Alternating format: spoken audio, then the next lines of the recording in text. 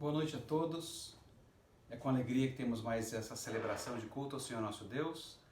E é bom saber que nós podemos fazê-lo num dia muito especial em que nós celebramos a ressurreição do nosso Senhor Jesus. O texto do nosso sermão hoje está em 1 Tessalonicenses, capítulo 3, versos 6 a 10. Primeira carta de Paulo aos Tessalonicenses, capítulo 3, versos de 6 a 10. A palavra de Deus diz assim: Agora, porém, com o regresso de Timóteo, vindo do vosso meio, trazendo-nos boas notícias da vossa fé e do vosso amor, e ainda de que sempre guardais grata lembrança de nós, desejando muito ver-nos, como aliás também nós a vós outros. Sim, irmãos, por isso fomos consolados acerca de vós, pela vossa fé, apesar de todas as nossas privações e tribulação, porque agora vivemos, já que estáis firmados no Senhor.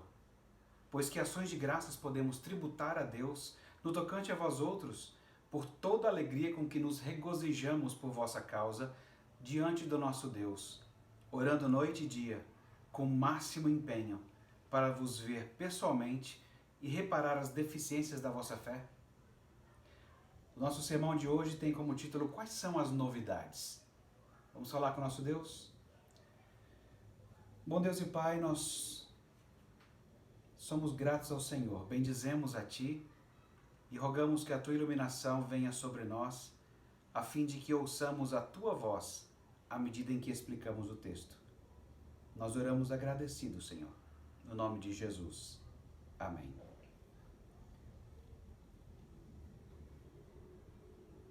Quais são as novidades? Se eu perguntasse isso agora, eu não sei se nós teríamos muita coisa para responder. Quais são as novidades? Os mapas atualizados da pandemia? Que papéis comprar no mercado financeiro? Que investimento fazer? Isso tem consolado você? Quais são as novidades? A política mundial? A saúde de seus familiares? A possível recessão que vem? Isso tem consolado você? Há novidades que consolam, e eu não estou falando daqueles memes que dura o tempo de você esticar a boca e retornar à posição inicial. Há consolo em saber que há tanta gente séria trabalhando em diferentes áreas para que a população não fique desamparada. Saúde, transporte, economia, segurança, educação. Em cada uma dessas áreas há gente sinceramente preocupada com o seu próximo. E Deus as recompensará. Mas mesmo essa é uma consolação ansiosa, nervosa, inquieta. A gente não sabe bem o que está acontecendo ou para onde vamos. Mesmo essa novidade não tem consolado. Com as novidades, muitos também estão se dando conta dos outros e de si mesmos. De como o ser humano consegue ser tão mau, tão egoísta, tão vil, tão interesseiro, tão aproveitador. Eu. Essa é uma verdade que Deus não oculta de nenhum ser humano. Em Romanos 7 nós lemos que dentro de nós não habita bem nenhum. Nós até queremos fazer o bem, mas nós não conseguimos executá-lo. Quem vai nos livrar disso? Eu queria ouvir uma notícia dessa. Eu queria ouvir a notícia de quem vai nos livrar. Eu queria que alguém me contasse essa novidade. O Médico e o Monstro é um livro que lida com esse problema do eu ameaçador. Ele foi publicado em 1886 e ainda é um grande sucesso. Você conhece a narrativa? O bondoso Dr. Jekyll percebeu que ele era o que ele chamava de um composto incongruente, de bem e mal, de consciência e de cobiça. Ele entendeu a sua natureza ruim, que era o Edward Hyde, que impedia sua boa natureza, que era o Dr. Jekyll. Ele poderia aspirar a fazer coisas boas, mas ele não conseguia prosseguir fazendo. Lembra de Romanos 7, não lembra? O Dr. Jekyll teve uma ideia. Ele faria uma poção, um remédio, para separar a sua natureza má da boa. Bom, a poção não funcionou e o deixou pior. Quando o Dr. Jekyll percebeu que ele estava prestes a perder o controle e que ele não voltaria a ser bom, mas seria um permanente Edward Hyde, ele se mata. O que Deus em Romanos 7 ensina? E o que o Robert Louis Stevenson, que é o criador da história O Médico e o Monstro, um presbiteriano calvinista, o que essas duas histórias têm em comum? Que mesmo as melhores pessoas, até os mais brilhantes e decentes doutores, ou o apóstolo Paulo, têm em seu coração um horror, um mal, uma capacidade egocêntrica absurda. Stevenson, o autor de O Médico e o Monstro, dizia que o que era tão hediondo em Hyde era a centralização absoluta de todo o pensamento em si mesmo. Mesmo nas melhores pessoas, há um núcleo do mal, uma capacidade de fazer coisas as mais terríveis, muito pior do que você jamais imaginou. Está oculto em você, e certos gatilhos dão ocasião para que surja o monstro. Estresse, tentação, casamento com uma pessoa difícil, dificuldade financeira, ganhar muito dinheiro, uma quarentena. Como é que nós podemos ser consolados com essa novidade? Nessa noite, nós veremos que há uma novidade visível que consola, chamada Evangelho, que é ao mesmo tempo a nova realidade oculta em nós. Novamente, há uma novidade visível que consola, chamada Evangelho, que é ao mesmo tempo a nova realidade oculta em nós. Nós veremos isso em duas partes, respondendo à pergunta: quais são as novidades? Primeira resposta: o Evangelho nos consola. Essa é uma novidade. Segunda novidade: o Evangelho nos move a ser gratos sem medida. Então, primeira novidade: o Evangelho nos consola. O termo que Paulo usou para falar das novidades foi boas novas. É o termo para Evangelho.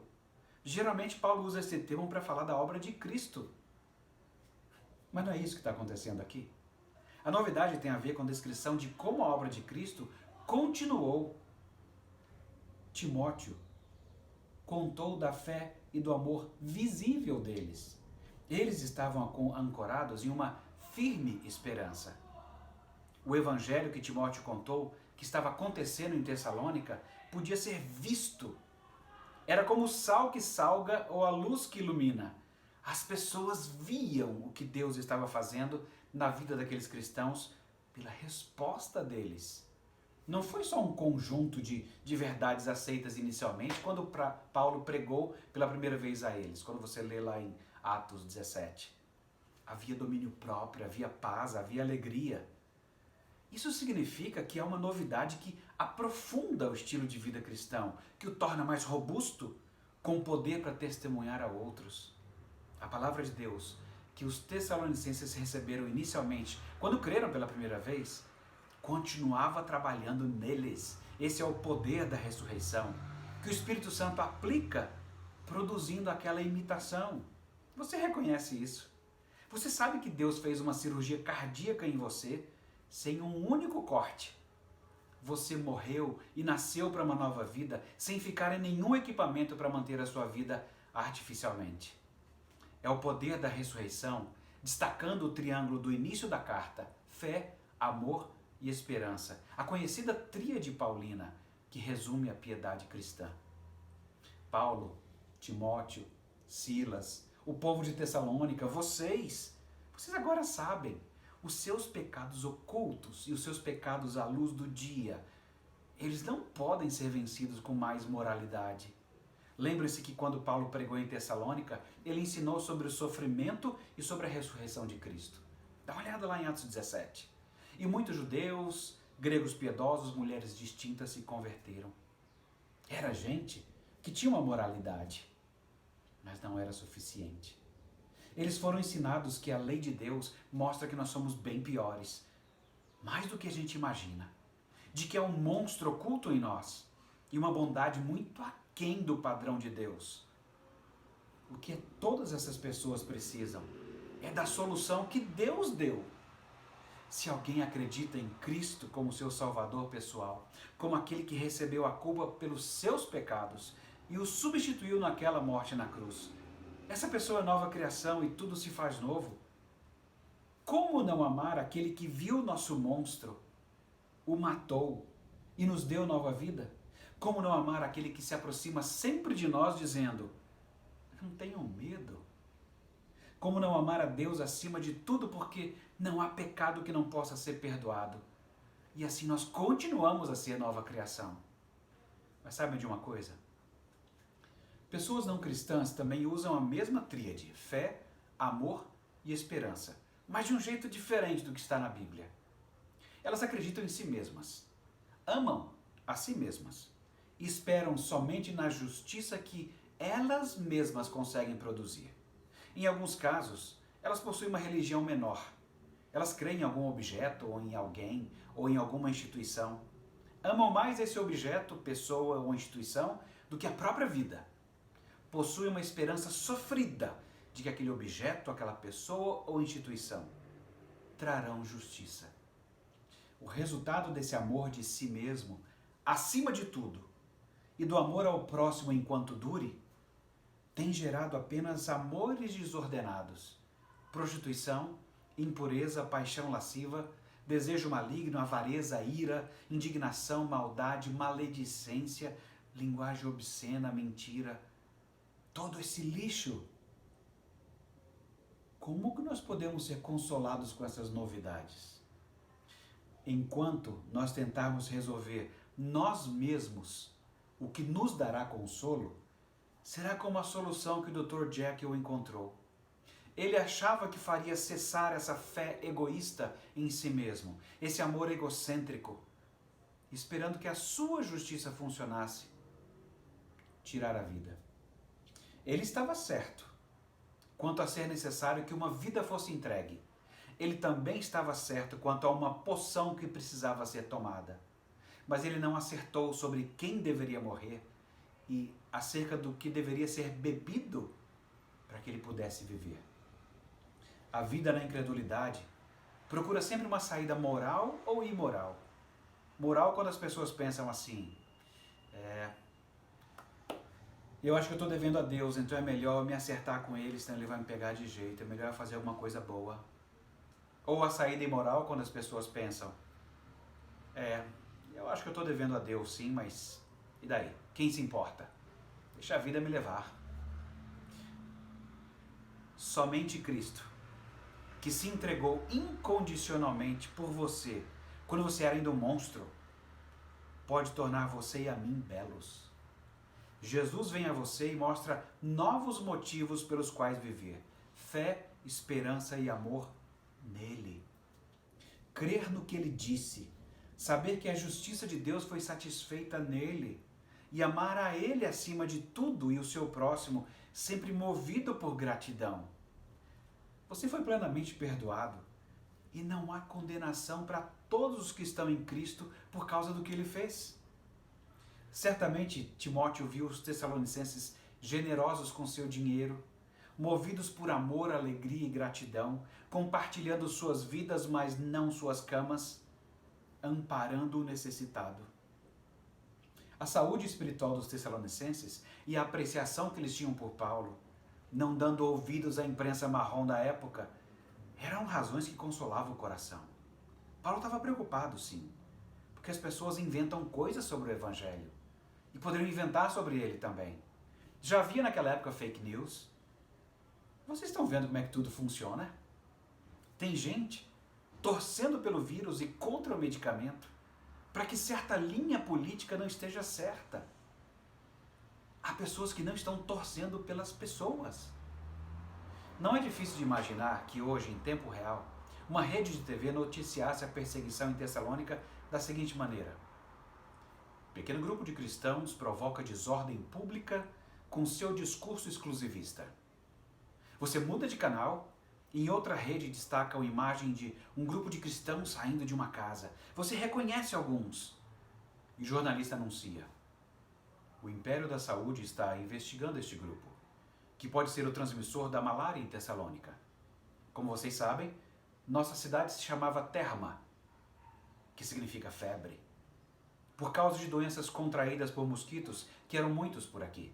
Agora, suspeita-se que não fossem os mosquitos, mas o macabro ritual que este grupo afirma realizar de beber o sangue de Cristo e comer a sua carne. Profissionais da saúde estão utilizando métodos científicos de última geração para detectar traços de sangue nos copos da casa. Olha, somente Cristo, que se entregou incondicionalmente por você quando você ainda era um monstro, pode tornar a você e a mim belos e verdadeiros. Jesus vem a você e mostra novos motivos pelos quais viver. Fé, esperança e amor nele. À luz dessas coisas, entendemos o que agora é a parte 2. A parte 2 é o Evangelho, nos leva a ser gratos sem medida.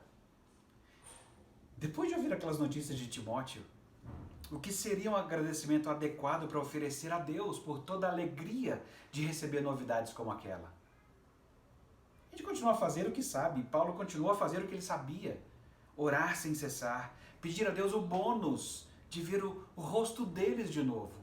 A gente não está sentindo um pouco disso? O bônus, Deus, de poder olhar o rosto uns dos outros de novo. Fazer todo o possível para ajudar quando a fé de outros vacilam. A vida cristã consiste de coisas simples. Orar sem cessar uns pelos outros. A alegria de poder nos reunir e poder servir como corpo naquilo em que há necessidade. Quando você não souber o que fazer, faça isso. Quando você não imaginar quais sejam as boas notícias, continue a fazer isso. E então, quando chegam notícias como essas, de como as pessoas estão andando no Evangelho, tornando-se o próprio Evangelho, gente, isso não tem preço, isso é demais. Como é que a gente vai agradecer a Deus por isso? Cantar louvores? Ler a palavra com renovado desejo? Orar bendizendo o nome de Deus por tão grande salvação? Querer ser mensageiro para outras pessoas? O Santo Espírito vai produzir essa imitação de fé, amor e esperança. E quando nós as virmos, nós saberemos. O Espírito Santo esteve aqui. Trocou um coração de pedra por um coração de carne. E nós faremos isso em meio às notícias preocupantes. Anunciar a salvação somente em Jesus continua incomodando, porque é a única justiça aceita por Deus. A que Ele mesmo providenciou, nenhuma outra. Porque Ele sabe que o melhor que as pessoas poderiam oferecer seria o que fez o Dr. Jekyll na sua história, oferecer a sua vida. Mas o melhor que o ser humano tem para oferecer não é suficiente para o Deus Santo. Há um sacrifício que precisa ser feito, sim. Mas o que o sacrifício e a oferta precisam ser, eles precisam ser puros. Jesus deixou bem claro: quem comer a sua carne e beber o seu sangue, tem a vida eterna e será ressuscitado no último dia. Assim como o Pai que é vivo o enviou, ele vive pelo Pai. Quem se alimenta dele, portanto, viverá. Quem está unido com Cristo é uma nova pessoa. Acabou-se o que era antigo, o que era velho, chega o que é novo. Deus, por meio de Cristo, nos transforma de inimigos em amigos dele. E ele nos deu a tarefa de levar essa novidade adiante. Que ele não leva em conta os pecados dos seres humanos, pois por meio de Cristo, ele está fazendo com que eles sejam seus amigos. Deus nos mandou entregar essa mensagem, que conta o modo como ele fez com que a gente se torne seus amigos. Portanto, nós estamos aqui nessa noite falando em nome de Cristo, como se o próprio Deus estivesse pedindo. Contem para as pessoas que não ouviram falar dessa alegria, que em nome de Cristo deixem que Deus os transforme de inimigos em amigos dele. Uma oferta já foi feita, uma poção já foi dada, o sangue de Cristo. Deus colocou sobre Cristo a culpa de nossos pecados, para que com a nossa união com ele, tendo morrido com ele, a gente viva como ele viveu, segundo a vontade de Deus. Essa é a novidade que chegou ao coração de Paulo, chegou ao coração de Silas, de Timóteo, dos Tessalonicenses, e que alegra o coração de todos que creram em Cristo. A maldade que estava oculta em nós, ela foi vencida. O pecado que estava oculto em nossa bondade, ele foi punido. O remédio de Deus, o sangue de Cristo, ele é o único que deve ser tomado, pois ele continuamente transforma todas as estruturas do seu coração. para que a gente viva em fé, amor e esperança nele. Você está vivendo desse jeito? Em fé, esperança e amor? Você está zelando por alguém, por um grupo, para que viva essa fé, esperança e amor? Não? Então, talvez seja por isso que você não esteja explodindo de vontade de agradecer a Deus com alegria. Porque fazer essas coisas e ouvir essas notícias faz com que a gente exploda de alegria. Semeadores, se vocês foram ressuscitados com Cristo, busquem viver como Ele ensinou. Pensem no ensino do seu reino, porque vocês já morreram com Ele ao crerem nele. E a vida de vocês está oculta juntamente com Cristo em Deus. Agora, já não é mais um monstro que está oculto à noite. Quando a noite e a escuridão chegarem, existe algo oculto que é Cristo mesmo sendo manifesto em nós, operando em nós. Quando Cristo, que é a nossa vida, retornar, todos seremos transformados definitivamente. Essa novidade não consola e alegra o coração? Certamente foi isso que Paulo sentiu.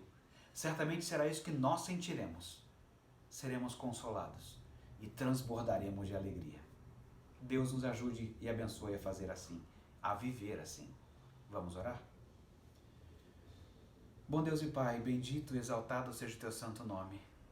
Obrigado por essas novidades de um evangelho visível e também da força oculta desse evangelho habitando em nós.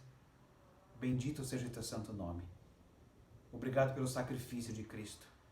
Obrigado pelo seu sangue derramado. Obrigado porque Ele nos faz ser nova vida. Bendito e exaltado seja o teu santo nome. Nós oramos agradecidos. No nome de Jesus. Amém.